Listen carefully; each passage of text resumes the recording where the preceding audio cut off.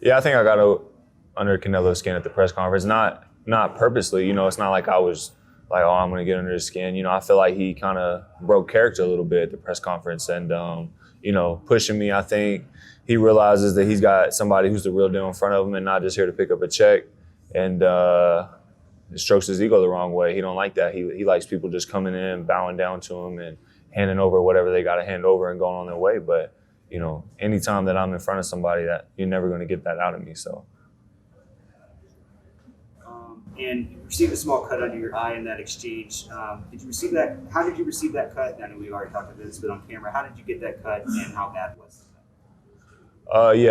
At the press conference, I had my sunglasses on, and so, I got one on him, and when he threw one back or, went to smack me back, pushed my sunglasses up and left a small little cut under my eye. Really just a scratch. I mean, I didn't have to get stitches, or the next day we came home, I had to spar. I sparred just fine. I sparred that Saturday. So really just pushed the skin up and, we didn't want it trickling or anything like that. So we put a Band-Aid over it, but it wasn't a big deal or anything like that. So at the end of the day, it was, the fans were saying, oh, it could affect the fight. Yeah. That could affect the fight. No, it's nothing that could affect the fight. It's nothing that's, like I said, I was sparring the very next day, sparring that Saturday, no stitches, no nothing. It was a good scratch, but it wasn't even a cut, you know what I'm saying? So if I didn't have my sunglasses on, there wouldn't have been anything. That's what I'm most annoyed of, you know what I'm saying? I wish I didn't even have my sunglasses on. Training with Andre Ward, he's been someone who, I've been able to pick up the phone and reach out to, and, he's someone who checks on me as well. He reaches out, calls me, makes sure everything's going good. And once we got this fight locked in, he felt like it would be a good idea for me to come out for a few days and see him and Virgil. And so me and Jordan did, and, it was a great time just being around that championship type mentality. I feel like we're a lot of, very similar in those regards.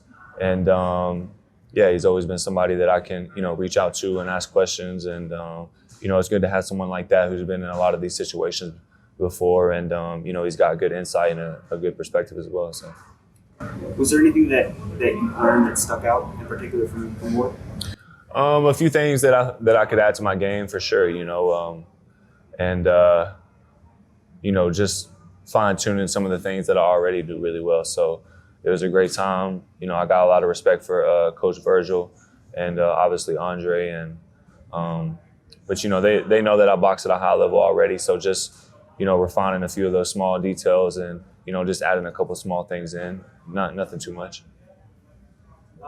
Why do you feel like now is the right time in your career to face Canelo?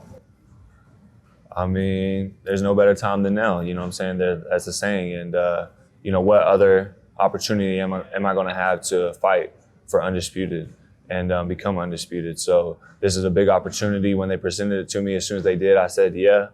And, at first they weren't able to get things figured out on the other end. We were able to circle back, and they were able to get it figured out. I'm glad we're here. And November 6th is going to be fireworks. You're very consistent when it comes to taking that offer role of your opponents leading up to a fight. But it feels like you've turned that up a notch when it comes to Canelo. Is there legitimate bad blood between the two of you at this point? Again, any fight for me is personal. This is not just a job for me or just a career path. This is literally my whole life, and it has been for a really long time. So, I'm not playing mind games because I'm not playing games at all. Everything that I say, I mean. And, thus far, everything I've said, I've backed up. So November 6th, I plan on doing the same thing. You mentioned Canelo being hurt by Miguel Cotto's brother. He's been able to take a lot of flush shots since then. Do you believe that his chin has improved, or is your mindset that once you've been hurt once, you can be hurt again?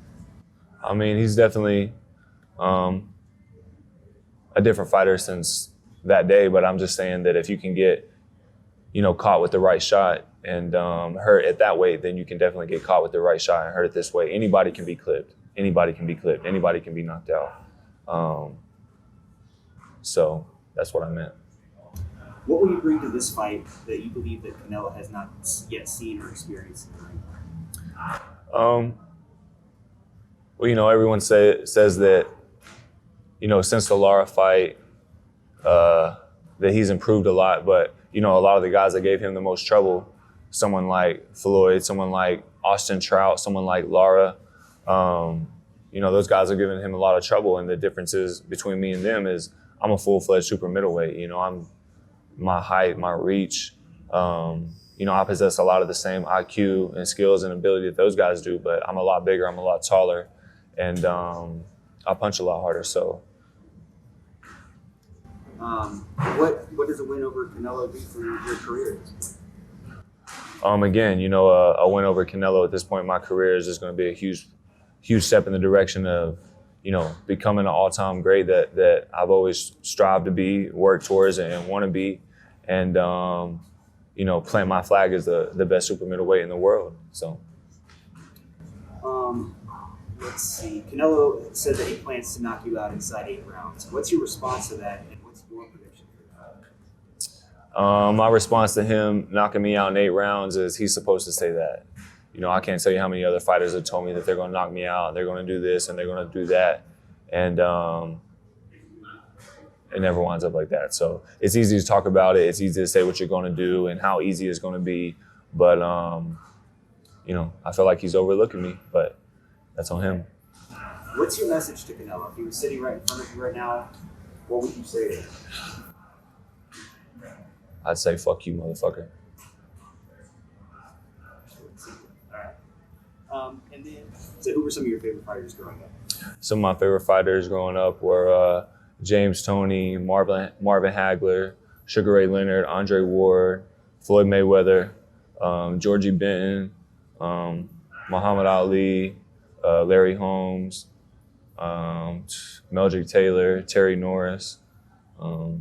This goes on and on of guys that I've studied, and so those are some of just to name a few.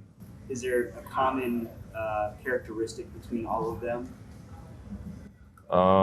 Just their skill, and their skill, their athleticism, their mentality, what they bring to the sport. All those guys are legends for a reason, and it's because they dedicated their life to this craft. I forgot Roberto Duran, so I got to throw him in there too. But yeah, all those guys are just super skillful guys, and a lot can be taken from them.